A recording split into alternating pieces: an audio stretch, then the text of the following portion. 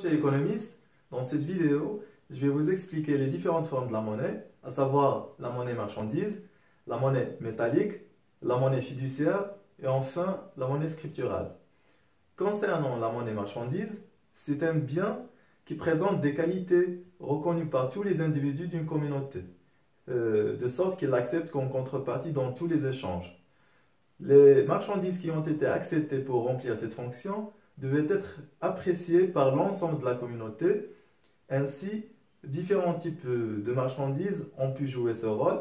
Marchandises permettant de satisfaire un besoin essentiel pour la communauté, tels que les bétails, le blé, le sel, les fourrures, les tabacs et ainsi de suite.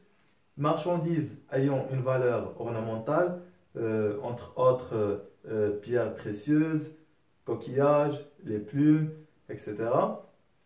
Et des marchandises constituant des instruments de travail tels que les haches, les hameçons, les pelles et ainsi de suite. Mais malgré les progrès qu'elle a permis dans l'organisation des échanges, tels que la suppression de la nécessité de la double coïncidence des désirs et la simplification du système des prix, la monnaie marchandise présente néanmoins un certain nombre d'inconvénients. Indivisibilité, altérabilité, de même qu'un bien n'est jamais de composition identique. La création de la monnaie métallique a permis donc de remédier en grande partie à ces insuffisances. Pour la monnaie métallique, c'est une monnaie dont la valeur est intrinsèque. Autrement dit, sa valeur est déterminée par son poids en métal précieux, or ou argent. La monnaie métallique présente certains avantages. Premièrement, la divisibilité. Les métaux précieux sont divisibles en éléments de petite dimension dont la valeur est proportionnelle au poids, ce qui facilite leur transport et leur manipulation. Deuxièmement, l'inaltérabilité.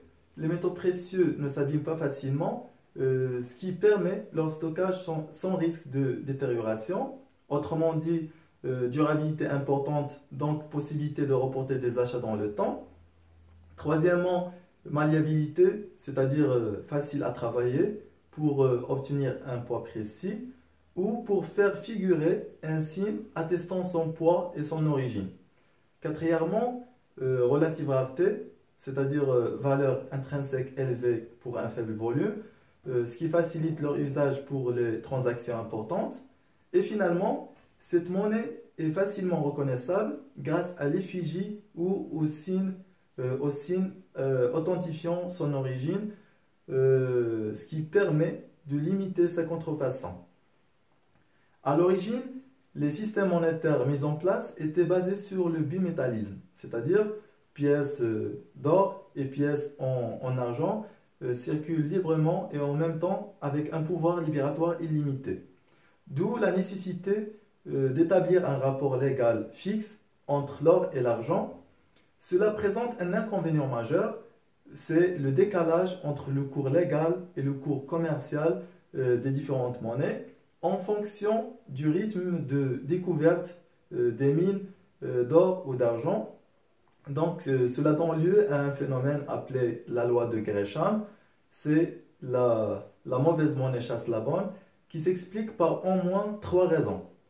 Premièrement, épargner la bonne monnaie qui s'est appréciée et utiliser la mauvaise. Deuxièmement, garder la bonne monnaie pour effectuer les paiements avec l'étranger, où seul le cours commercial est reconnu. Troisièmement, utiliser la bonne monnaie pour spéculer. En effet, avec la bonne monnaie, on peut acheter à l'étranger la mauvaise monnaie qui s'est dépréciée sur la base du cours commercial, puis on va l'échanger à l'intérieur du pays auprès de l'institut d'émission contre la bonne monnaie sur la base du cours légal, et on répète sans cesse ces opérations jusqu'à la dévaluation de la mauvaise monnaie pour ramener son cours légal à son cours commercial. Et voilà la démonstration. On a T0, le cours légal égale le cours commercial. Par exemple, 1 kg or égale 10 kg d'argent. Mais tout d'abord, il me semble juste de tracer la ligne de démarcation entre le cours légal et le cours commercial.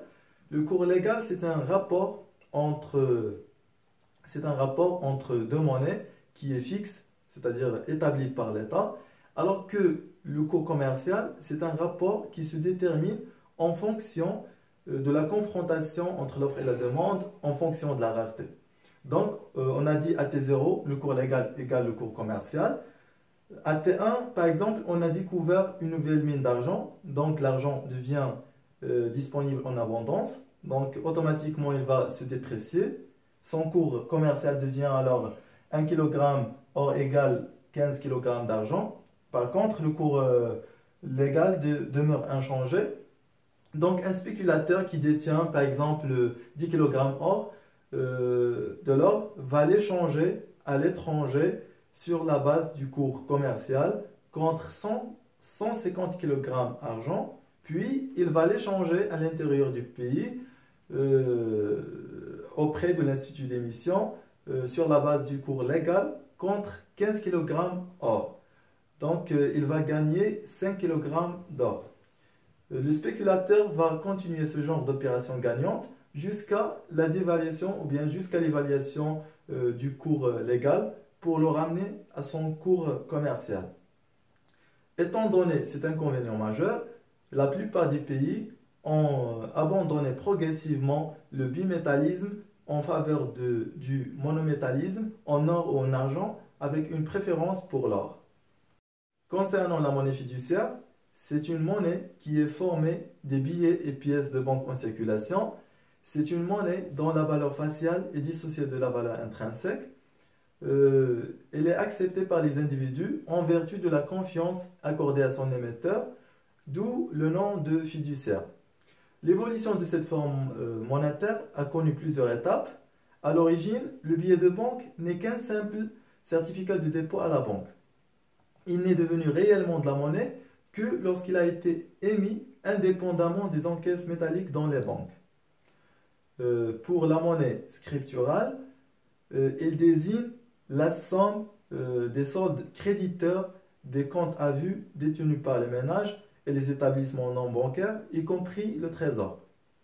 Mais vous ne devez pas confondre entre la monnaie scripturale et les véhicules de la monnaie scripturale, c'est-à-dire le chèque, le virement, la carte de crédit. Ces éléments constituent les instruments et les techniques qui permettent la circulation de cette monnaie scripturale. En effet, si les comptes des agents économiques ne sont pas suffisamment approvisionnés, la carte de crédit ou le chèque ne peuvent pas effectuer un paiement.